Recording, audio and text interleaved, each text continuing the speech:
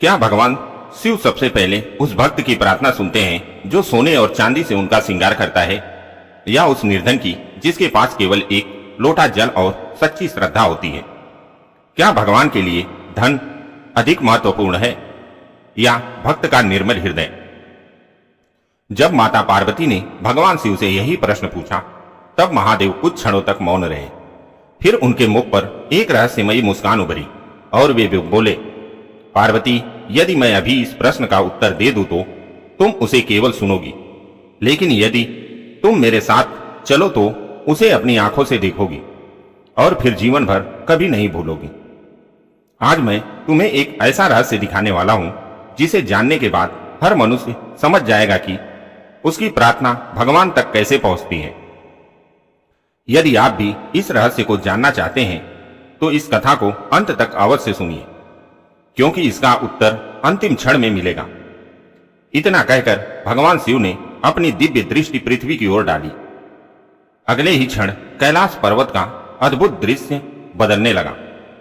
माता पार्वती ने देखा कि पृथ्वी पर एक प्राचीन शिव मंदिर के सामने सैकड़ों भक्त अपनी अपनी मनोकामनाएं लेकर खड़े हैं। कोई धन की इच्छा से आया था, कोई संतान के सुख के लिए प्रार्थना कर रहा था, कोई रोग से मुक्ति चाहता था, कोई अपने परिवार की रक्षा के लिए महादेव का स्मरण कर रहा था। हर किसी के होठों पर भगवान शिव का नाम था, लेकिन हर किसी के मन में अलग अलग भाव थे। माता पार्वती ने आश्चर्य से पूछा, प्रभु, जब इतने सारे लोग एक साथ आपको पुकारते हैं तब आप सबसे पहले किसकी आवाज सुनते हैं? भगवान शिव ने शांत स्वर में उत्तर दिया, पार्वती, हर प्रार्थना मेरे पास नहीं पहुंचती। कुछ प्रार्थनाएं मनुष्य के अहंकार में ही रुक जाती हैं, कुछ उसकी इच्छाओं के बोझ तले दब जाती हैं, और कुछ ऐसी होती हैं जो बिना किसी बाधा के सीधे मेरे हृदय तक पहुंच जाती हैं। आज तुम अपनी आंखों से यह अंतर देखने वाली हो। उसी समय मंदिर के मुख्य द्वार पर एक अत्यंत धनी सेठ अपने सेवकों के साथ पहुंचा। उसके पीछे सोने चांदी और बहुमूल्य उपहारों से भरे अनेक थाल चले आ रहे थे। लोग उसके वैभव को देखकर विस्मित हो रहे थे। तभी दूसरी ओर से एक वृद्धा कांपते कदमों से मंदिर की ओर बढ़ी। उसके हाथों में केवल एक छोटा सा मिट्टी का पात्र था, जिसमें थोड़ा सा जल और 3 बिल पत्र रखे थे। दोनों एक ही समय भगवान शिव के दर्शन के लिए आगे बढ़ रहे थे। माता पार्वती की दृष्टि उन्हीं पर टिक गई, लेकिन भगवान शिव की आंखें किसी तीसरे व्यक्ति को खोज रही थी, जिसके आने से इस प्रश्न का वास्तविक उत्तर सामने आने वाला था। मंदिर के द्वार खुलते ही सबसे पहले वह धनी सेठ गर्व से भीतर प्रवेश कर गया। उसके सेवक सोने के कलश, चांदी के पात्र, बहुमूल्य वस्त्र और अनेक प्रकार के उपहार भगवान शिव के चरणों में अर्पित करने लगे। मंदिर में उपस्थित लोग उसकी ओर देखकर उसकी प्रशंसा कर रहे थे। सेठ ने ऊंचे स्वर में कहा, हे महादेव, यदि आप मुझ पर प्रसन्न हो जाए तो मेरा व्यापार पूरे आर्यव्रत में सबसे बड़ा हो जाए, मेरे धन में कभी कमी न आए और संसार में मेरा नाम सबसे अधिक सम्मान के साथ लिया जाए। वह बार बार भगवान शिव के सामने झुक रहा था, लेकिन उसके मन में भक्ति से अधिक अपने वैभव का अभिमान था। कुछ ही देर बाद वह वृद्धा धीरे धीरे शिवलिंग के समीप पहुंची। उसके हाथ कांप रहे थे, लेकिन उसकी आंखों में अटूट विश्वास था। उसने अपने मिट्टी के पात्र से थोड़ा सा जल भगवान शिव पर अर्पित किया और 3 बील पत्र श्रद्धा से चढ़ा दिए। फिर उसने आंखें बंद करके धीमे स्वर में कहा, हे भोलेनाथ, मेरे पास आपको देने के लिए कुछ भी नहीं है। मैं आपसे धन नहीं मांगती, सुख नहीं मांगती और न ही कोई बड़ा वरदान चाहती हूं। बस इतना आशीर्वाद दीजिए कि मेरे अंतिम श्वास तक आपका नाम मेरे हृदय से कभी दूर न हो। इतना कहकर वह मंदिर के एक कोने में बैठ गई और शांत मन से महादेव का स्मरण करने लगी। उसी समय एक साधारण किसान भी भगवान शिव के दर्शन के लिए मंदिर की ओर चला आ रहा था। उसके हाथ में फूल, बेलपत्र और जल से भरी एक छोटी सी टोकरी थी। वह मन ही मन सोच रहा था कि आज वह पूरे मन से भगवान शिव की पूजा करेगा। लेकिन जैसे ही वह मंदिर के द्वार के निकट पहुंचा, उसने देखा कि एक वृद्ध यात्री अचानक गिर पड़ा। उसके शरीर से रक्त बह रहा था और वह पीड़ा से कराह रहा था। वहां से गुजरने वाले अधिकांश लोग मंदिर की ओर बढ़ते रहे, क्योंकि उन्हें पहले पूजा करनी थी। किसान कुछ क्षण के लिए ठिठका, फिर बिना देर किए दौड़कर उस वृद्ध के पास पहुंचा। उसने अपनी पूजा का जल उसी वृद्ध को पिला दिया। अपने अंगोछे का टुकड़ा फाड़कर उसके घाव पर बांध दिया और उसे सहारा देकर पास के वृक्ष की छाया में बैठा दिया। इस भाग दौड़ में उसकी पूजा की टोकरी रास्ते में ही गिर गई और फूल तथा बेलपत्र धूल में बिखर गए। लेकिन उसके चेहरे पर न कोई पछतावा था और न ही कोई शिकायत। यह सब देखकर माता पार्वती गहरे विचार में पड़ गई। उन्होंने भगवान शिव से कहा, प्रभु, एक ने धन अर्पित किया, एक ने श्रद्धा अर्पित की और एक आपकी पूजा किए बिना ही किसी अजनबी की सेवा में लग गया। इन तीनों में कौन आपका सच्चा भक्त है? भगवान शिव मुस्कुराए और बोले, पार्वती, अभी निर्णय मत करो। मनुष्य का कर्म दिखाई देता है, लेकिन उसके हृदय का भाव दिखाई नहीं देता।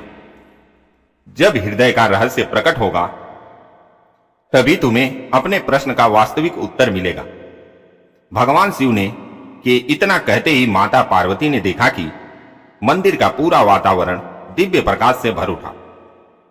यह दृश्य वहां उपस्थित किसी भी मनुष्य को दिखाई नहीं दे रहा था। केवल भगवान शिव और माता पार्वती ही उस अद्भुत रहस्य के साक्षी थे।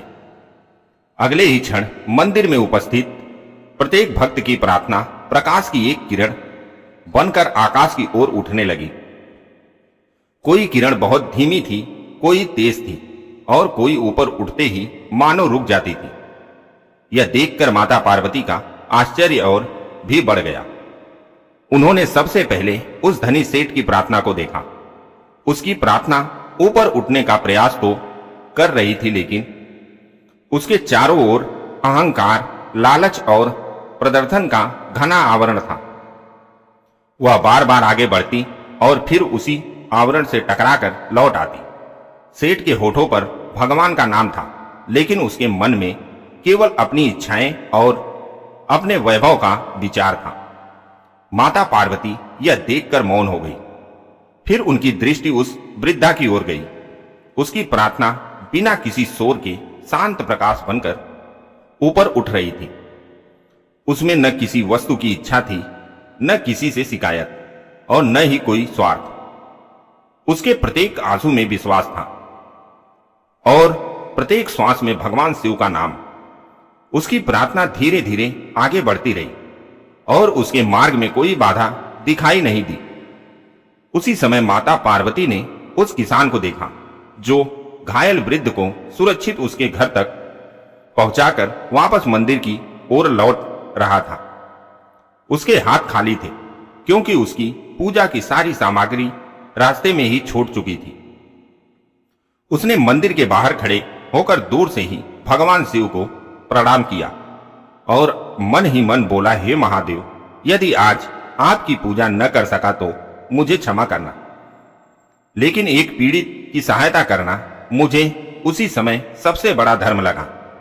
यदि मेरे इस कर्म में कोई भूल हो तो मुझे क्षमा कर दीजिए। इतना कहते ही माता पार्वती ने देखा कि उसके हृदय से भी एक निर्मल प्रकाश निकलकर आकाश की ओर बढ़ने लगा। अब माता पार्वती का मन और भी अधिक उत्सुक हो उठा।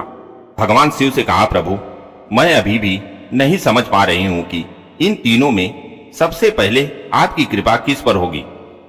एक ने धन दिया, एक ने श्रद्धा दी और एक ने सेवा की। इनमें सबसे श्रेष्ठ कौन है? भगवान शिव मुस्कुराए और बोले, पार्वती, बस एक क्षण और धैर्य रखो। अब वह समय आ गया है जब तुम्हारे प्रश्न का उत्तर स्वयं तुम्हारी आंखों के सामने प्रकट होगा।